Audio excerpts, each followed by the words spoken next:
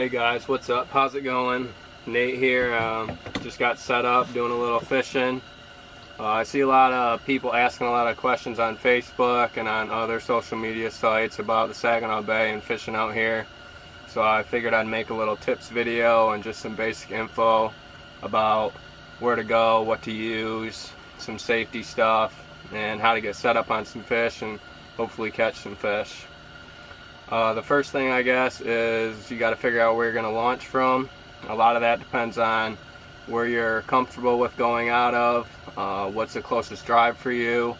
So there's dozens of places on the bay that you can launch from like Sebling, Caseville, Quanticosi, Bay City, Calcallin, Linwood, Pinconning, Standish, dozens of places. So just figure out where you're hearing reports, where you're comfortable going out of, what's closest for you, and figure that out. So one of the things that you can do if you're not familiar with the area is call around, look on Facebook. There's tons of groups on Facebook where you can get lots of info, where guys are catching fish, how the ice conditions are. Call Frank's Great Outdoors would be my recommendation. There's a lot of guys there who know what they're doing. They're willing to give info. They see tons of fishermen every day, so they hear lots of reports. Call them, see what they think and where they know guys are catching fish, and that'll give you a good idea on where to launch from. One of the first things that I do after I figure out where I'm going to launch from is I have an app called Navionics. I figure out how far I want to go out, and then just look for structure around the area where I'm going to be fishing. Some of the places that I like to look for are little bays and coves. I like to fish water that's close to a drop-off. Now the bay is fairly flat. There's some breaks in it where it may go from like 10 to 15 feet, and then like 15 to 25 feet maybe, but these breaks happen in probably like quarter-mile sections. They don't happen suddenly. You're not going to find where it goes from 10 feet to 20 feet or 5 feet to 20 feet, anything like that. It's fairly bowl shaped. There's a lot of humps out here, but like I said, there's not a whole lot of steep breaks, but these fish do relate to structure, and there is structure out here. It's just very spread out. If you can find structure, the odds are you're going to be able to sit on some fish. Like I said, I like to find coves where the cove will lead into the shallow water, points where points will drop off into deeper water, and these fish will come up on these flats looking for minnows as the light gets low in the evening and in the morning. I also try to find funnel spots that will try to funnel the fish. The fish don't really like swimming up a steep grade. They're going to try to gradually go up onto these shallower flats. So if you can find a spot where the drop-off isn't so sharp by some shallow water, a lot of the times those fish are going to follow that drop-off and then swim up the not as steep side of the break from what I've experienced. So if you can set up on some of those spots, I think you'll do pretty good. You should be able to find fish. There's lots of fish out here. Lots of people are catching fish. So that's just one of the things that I use. There's lots of technology you can use. Navionics. I know there's other apps. My GPS has a chip in it. My GPS has a chip in it that shows depth, but it's not as good as Navionics. Navionics really takes it down to every foot, but a lot of times it's not 100% accurate. You're going to have to drill some holes. If you take the time and find out exactly where that break is, you're just going to increase your chances and end up catching a lot more fish.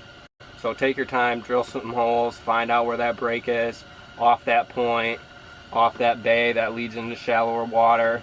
I've caught a lot of fish in shallow water, 6 feet, 8 feet, 15 feet, 25 feet this year. There's a lot of fish out here, so it's not super hard to find them.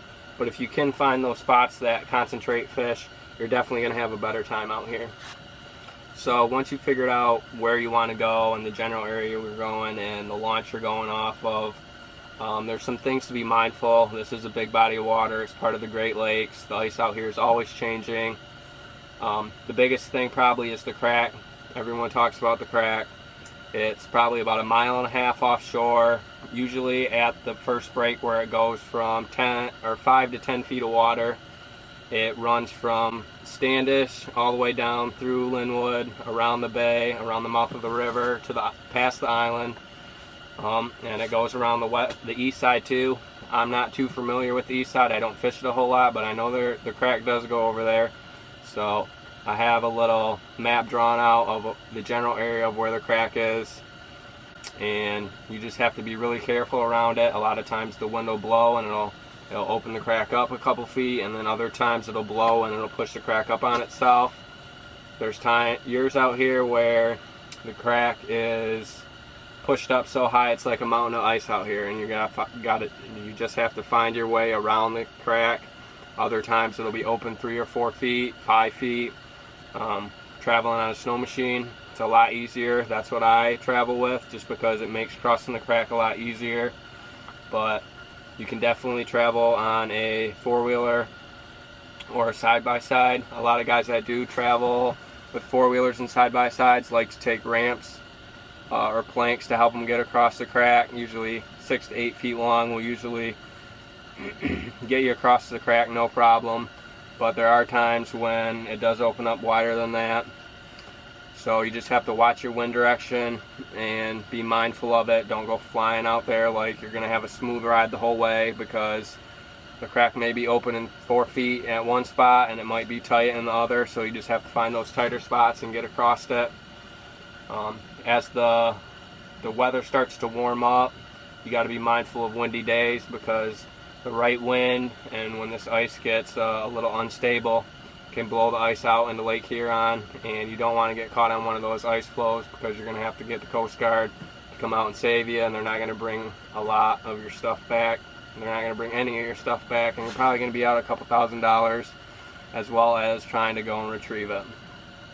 So just be careful of the crack.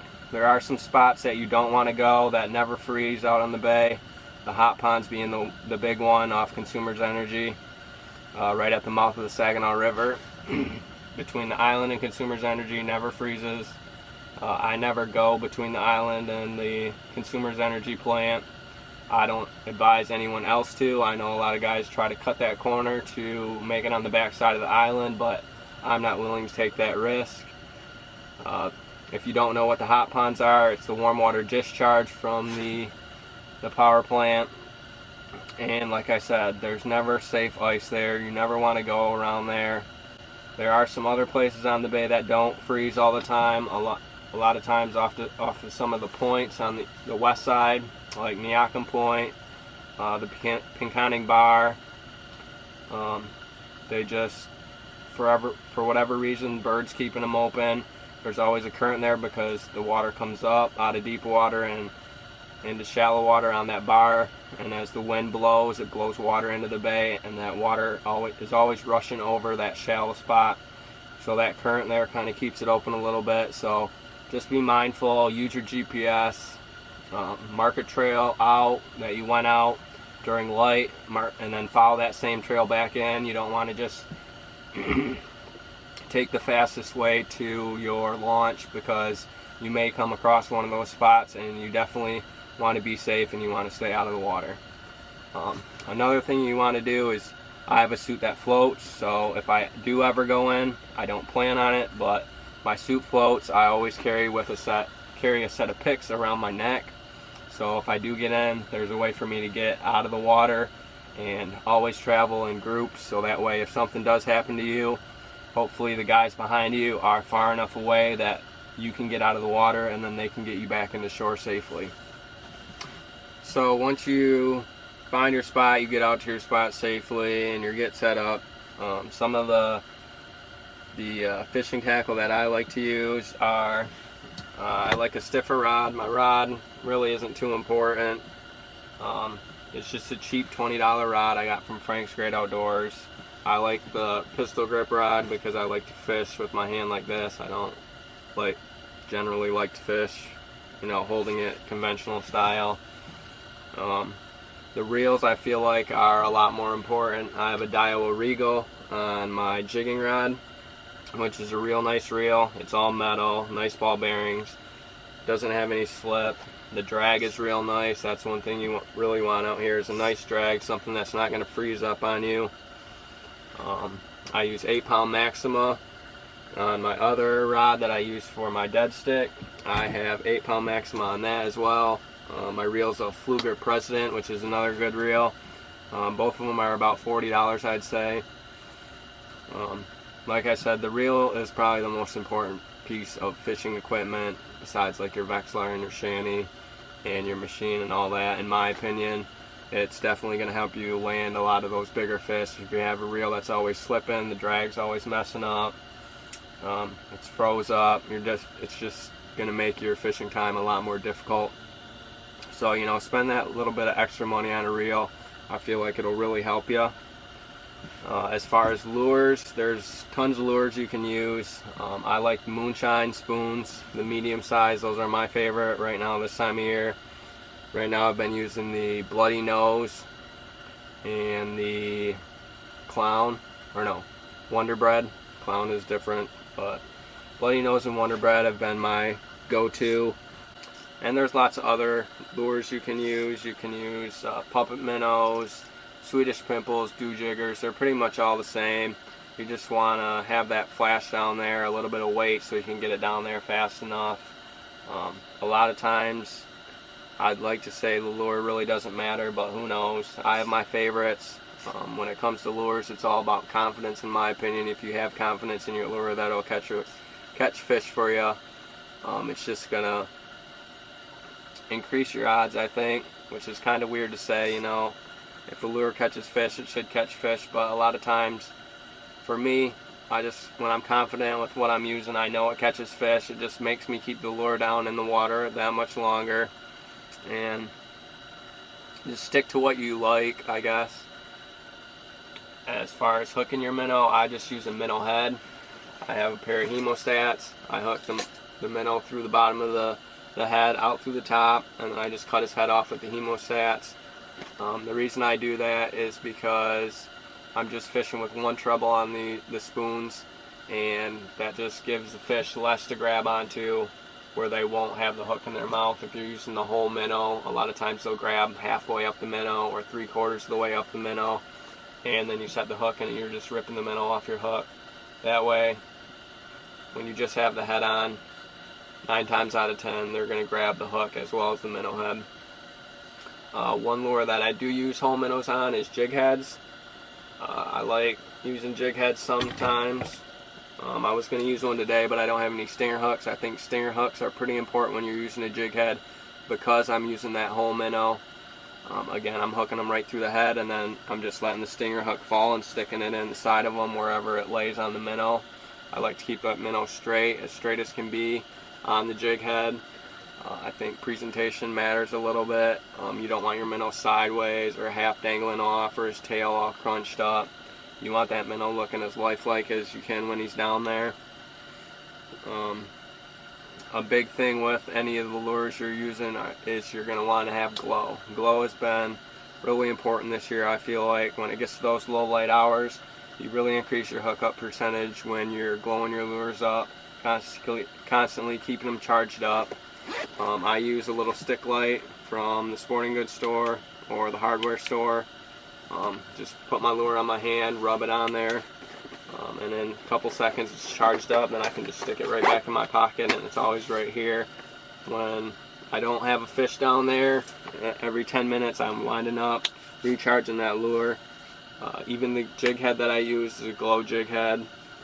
It's orange, green, and white.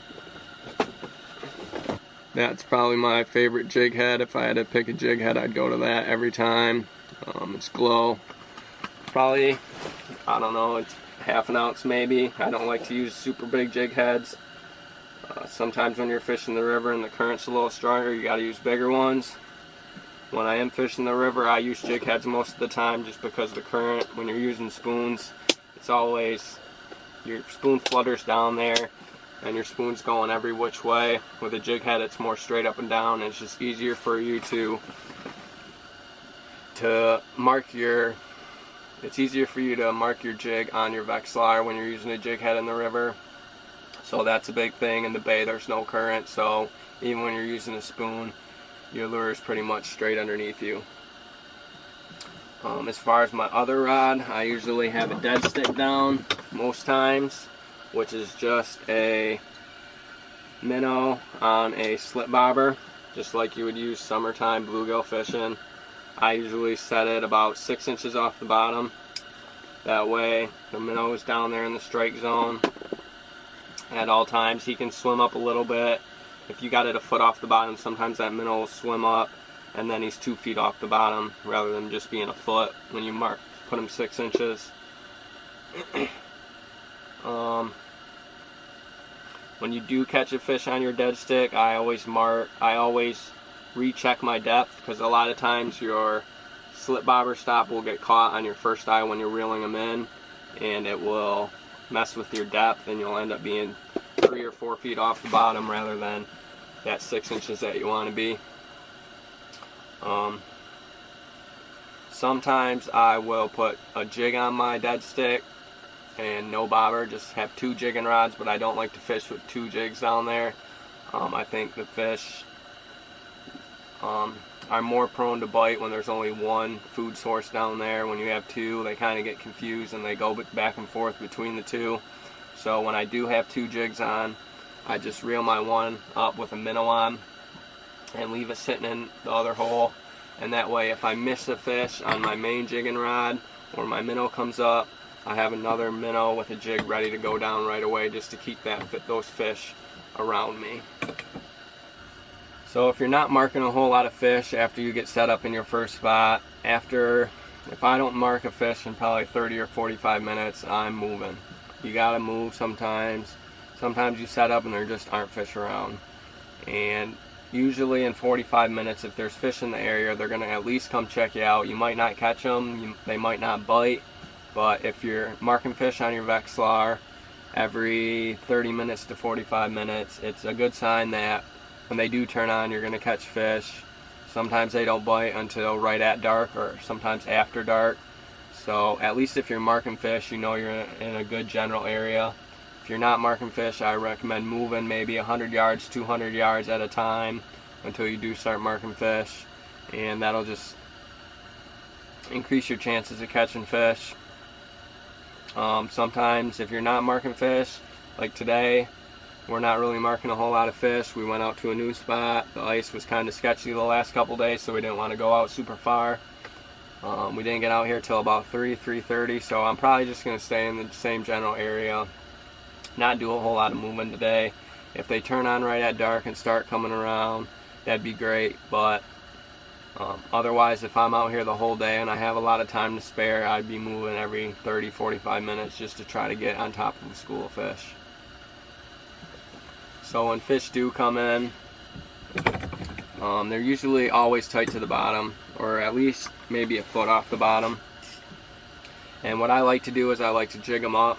I like to have them try to come up on the bait, chase it up. If they don't hit it when they come up on it, I usually drop it back down to the bottom, bounce it on the bottom a couple times, bring it back up, have them chase it up. When they come up on it, if they don't hit it, send it back down. I just like to keep them chasing it. I don't like to just dangle it there in front of their face. I think that if you keep it moving and keep it away from them a little bit, they get angry at it and they feel like they got to catch and kill that bait. So that just increases my hookup percentages, I think. A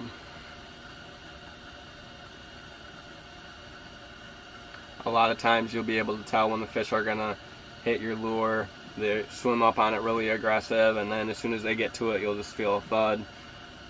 Set the hook, and the fish is usually there most of the time.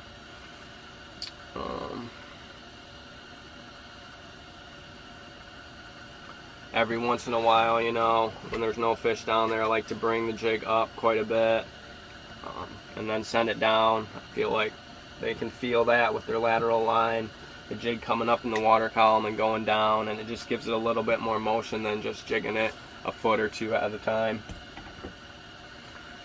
So use your electronics to get the fish to bite. They definitely can't make them bite, but it definitely gives you an idea when they're down there and when to anticipate the bite.